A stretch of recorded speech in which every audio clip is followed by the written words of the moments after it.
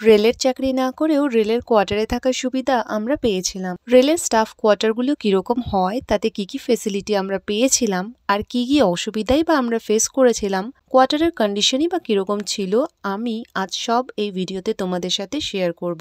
Hello everyone, আমি অনুমিতা। আমার একটি নতুন ভ্লগে তোমাদের স্বাগত। রেলের কোয়ার্টারগুলো এমনিতেই তোমরা হয়তো দেখেছো, একসাথে একটা এরিয়াতে অনেকগুলো পরপর থাকে।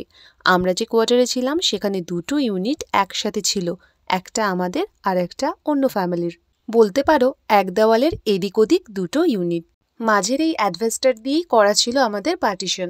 আর দুটো ইউনিটের পাশে বেশ 1 কাঠার মতো ফাঁকা জমি ছিল। আমরা সেখানে যতদিন ছিলাম বেশ চাষ করেছিলাম। এবার আসি রেলের এমপ্লয় না হওয়া সত্ত্বেও আমরা কি কি সুবিধা পেয়েছিলাম। প্রথমত, জলের কোনো অসুবিধা ছিল না। আর দ্বিতীয়ত, কারেন্ট যে কখন অফ হতো তা বুঝতামই না। আর কারেন্টের বিল 3 মাস অন্তর ওই হয়তো 400 কি 500। আর একটা ফেসিলিটি পেয়েছিলাম, যেটা হলো আরপিএফ ক্যান্টিন ইউজ করার। তোমরা হয়তো জানো, আরপিএফ ক্যান্টিনে অনেক কম দামে অনেক রকম জিনিস পাওয়া যায়। এই যেটা দেখছো, এটা হলো আমাদের বারান্দা। এটাতে আমরা আমাদের বাইকটা রাখতাম। এই ভিডিওটা আমি যেই সময় করছিলাম সেই সময় আমাদের পোস্টিং দিয়ে দিয়েছিল, আমাদের প্যাকিং চলছিল।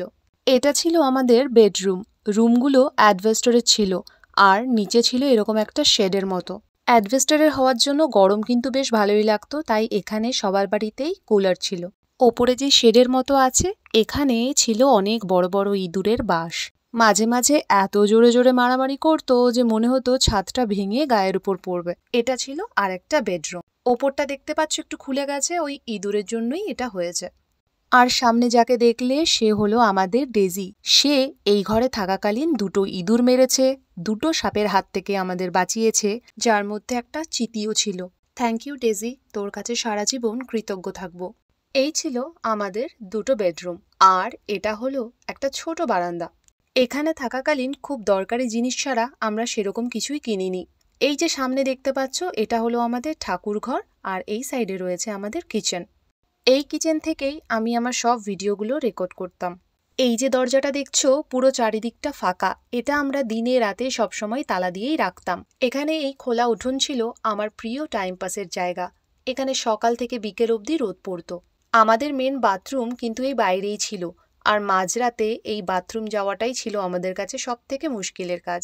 এই রেল কোয়ার্টারগুলোতে প্রায়শই চুরি হতো। আমার পাশের ঘর যেটা দেখলে, সেখানে এই ভেতরের দরজাটা দিনের বেলায় তালা লাগানো না থাকায় চোর ঢুকেছিল, তাই সাবধানে থাকাটা মাস্ট। রেলের কোয়ার্টারে কিন্তু মেনটেনেন্সের ভালো ব্যবস্থা ছিল। আমরা যেহেতু কম সময়ের জন্য ছিলাম, তাই আমাদের এই ফেসিলিটিগুলো নেওয়া হয়নি। আমাদের এই রেল কোয়ার্টারটা ছিল ঝাড়খণ্ডের চক্রধরপুর এরিয়ার, জামশেদপুর থেকে 90 কিলোমিটার দূরে। আজকের ভিডিওটা এটুকুই। দেখা হবে পরের ভিডিওতে। তোমরা সবাই ভালো থেকো। বাই।